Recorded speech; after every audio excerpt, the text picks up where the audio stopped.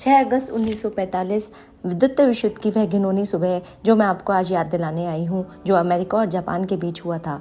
6 अगस्त 1945 जब जापानी आसमान पे अमेरिकी लड़ाकू विमान घूम रहा था। यह सुबह के 7 बजे थे। जापानियों सेना ने सोचा कि अमेरिकी विमान जायजा लेने यहाँ पर आया है। चारों ओर युद्ध के सायरन बजने लगे।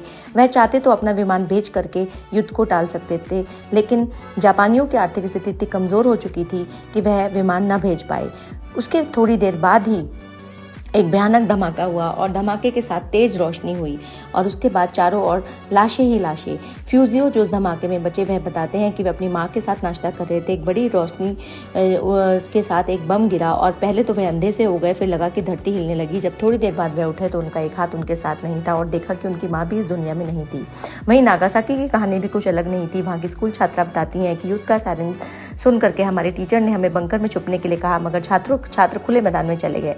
मैं डरपोक थी इसलिए बंकर में चली गई। एक बड़ा आग का गोला नीचे आया और सब कुछ तबाह कर गया। अब उसका कोई भी मित्र जीवित नहीं था। चारों ओर लाशें ही लाशें थी।